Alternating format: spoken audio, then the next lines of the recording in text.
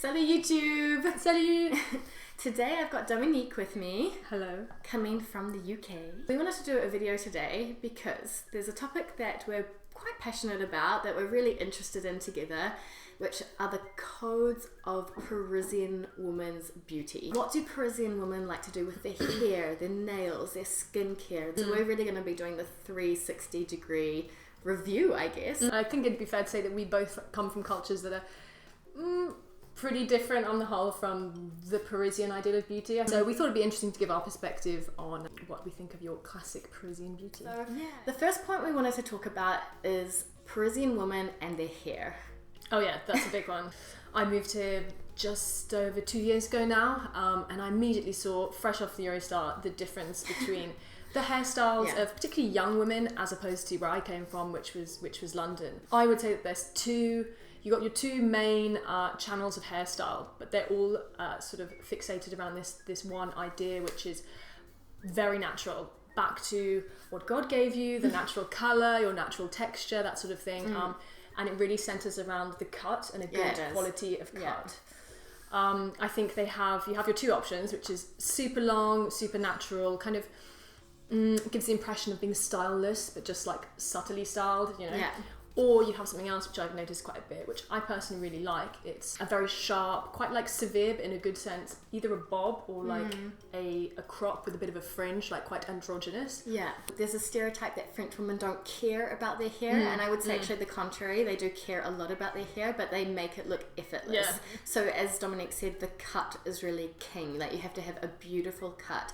They don't damage the hair through heat styling, through coloration. Forget about so it's about cut and it's about quality. You very rarely see that severe parting, for example, or very structured styles with braids. And, you know, think about when you're looking... Not overdone, yeah. Not overdone. What they do is pretty much this, like, you know, just keep it messy. Loads of volume, like upside down, fling it back. Yeah, exactly. And it's kind of like that beard hair look. You know, London, literally anything goes. The crazier, the more like mermaid hair, more bleached up, more like graduated dyed, the better.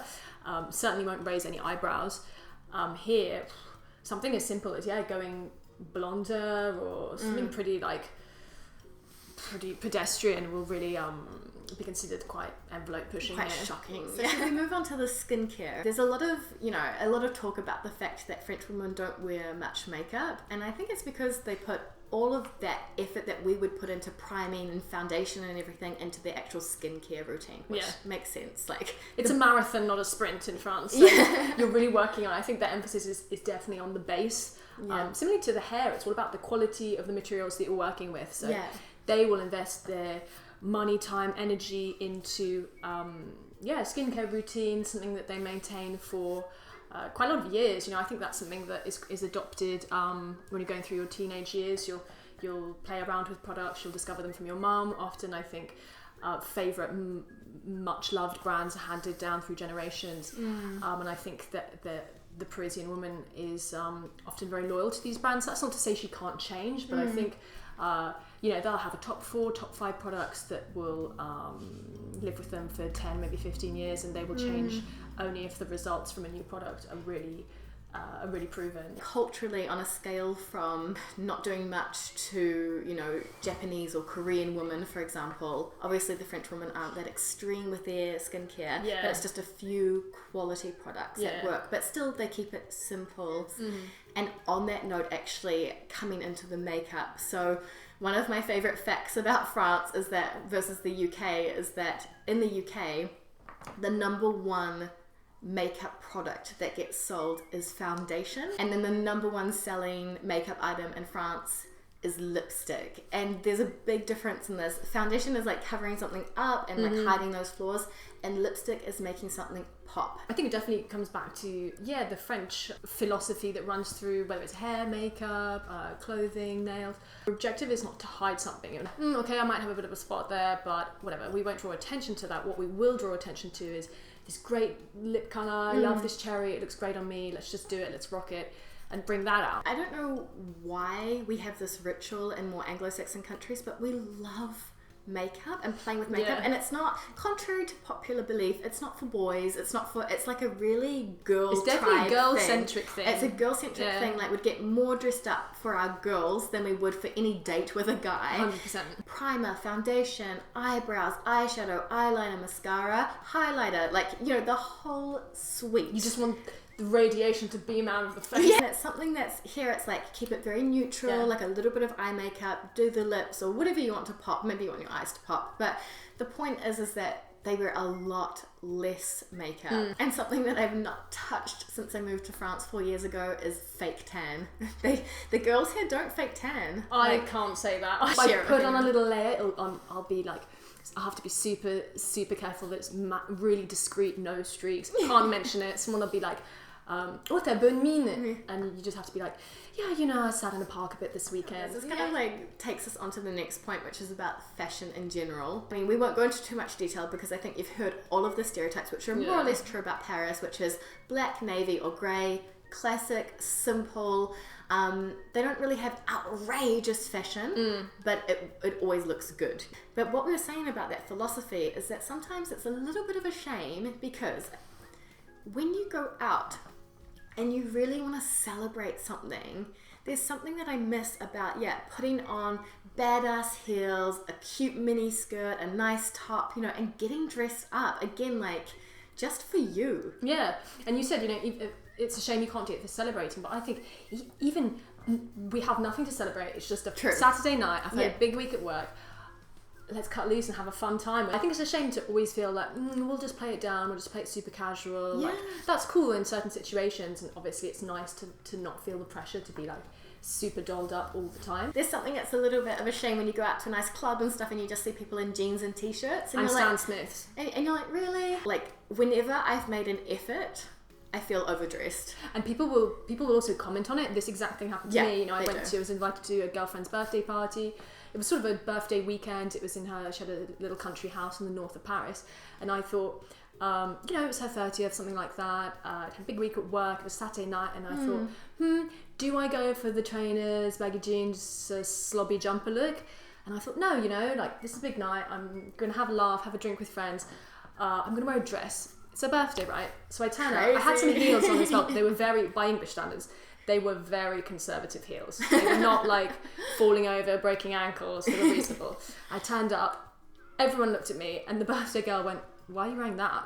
Didn't you realise it was like in a country house?" And she didn't say it in like a really bitchy way. She just was quite surprised. And, and for a moment, I wasn't embarrassed, but I was kind of like, yeah, maybe I'm a bit dressed up. But I thought, you know what? I'm going to own this. And I went, it's the weekend, it's your birthday, like, why wouldn't I get a bit dressed up? Oh, the nails.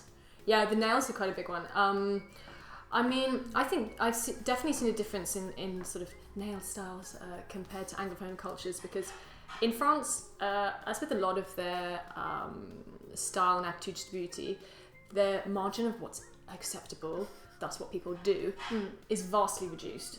So I'd say in France you have 3 options. You have nude, or if you're feeling really bold, a dark, so that would be a navy, a maroon, like a very dark ruby, that kind of thing, a bit vampy, or totally nude, so that's, say, like nothing, just a very clean, buffed, natural nail. And what I think is really funny as well is, where did this name come from? The French nail. So this is something that, from what I've seen, nobody in France has. No one has a French manicure. Like, this does not happen. I don't know. So the other day on the metro, like, I saw this hand, like furled around the pole, you know, the stability pole, furled around, and I was obviously crushed in like this. I just saw these nails and I thought, God, that's a French manicure. I haven't seen that in about 15 years. And I was like, bet it's not on a French person. I looked up and was like, definitely not French. Not French. But you're definitely not going to see like gel tips, sparkles, like really long nails, like Rihanna style. No. Like there's definitely, as Dominique said, like a reduced limit of what's okay.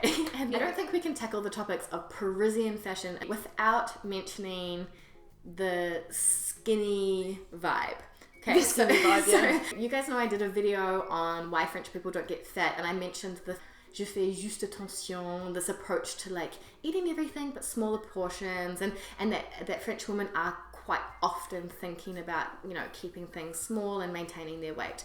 But I had a lot of feedback on that video saying, yeah, the range of what's acceptable in Paris especially is a lot smaller. Like, it's not really acceptable to be bigger. And very much from a health perspective, actually. Not from a, like, we don't like the way that looks, but from a, like, that's not healthy. You're not taking care of yourself. You're not respecting yourself. So what I'm trying to say is that from our culture, we have a variety of body shapes. And those tastes are all very much accepted. Yeah, they're accepted. So the curvy girl's fine, and the athletic girl's fine. Yeah, everyone has their own market, you know. Yeah, and guys will, you know, be encouraged to admit that their thing is like, you know, asses or or you know, I'm a boobs man. I like athletic. the curves. They like girls who work out. And I think in France, your margin of what is in is vastly reduced. I think they approach it from a much more health-centric perspective, and I would say that perhaps that goes some way to explain why people are much more forthcoming with their comments. They're quite, I mean, to us, it probably come across as quite rude sometimes, but they're direct. They will address something if they think you've put on a couple of pounds. Like in the UK, whether it's your friend, your boyfriend, your mum, they would definitely err on the side of avoiding that topic. In France, they would be more forthcoming with this. I think people on the flip side are way more receptive to this. I think people are less likely to take it really personally, negatively as an attack on them. Whether behind closed doors it hurts a bit, I don't know, but maybe for me that's maybe the more negative side of things is that the limit, like the range of what's okay, is so much smaller, and it's quite prescriptive. It is prescriptive, and I feel that everyone's aiming towards a similar look, and it's a bit of a shame. Which can be a shame because you're all fighting for the same beauty ideals, and you know, okay, that's one option, but there's so many different things that make people attractive, beautiful, have their own personality and own, you know, and rock their own look. And one thing I do miss is the attitude that you can go out there and express yourself, and if you want to buy some crazy heels and pair it with some sequin jumpsuit, then go for it. You know, that's what makes you feel good. I miss that. Anyway, guys, I hope that you've enjoyed this kind of expat review of the French beauty codes, and specifically Parisian beauty codes. And I mean, it is really interesting for us because these beauty rituals are so representative of the culture here. Absolutely. And it's a really interesting way. It's not superficial at all, beauty. It's really an interesting way of understanding how people think. And yeah, what about you guys? What do you think about the French beauty standards? Let us know down below. And until the next video, we'll see you next time. A bientôt! Bye!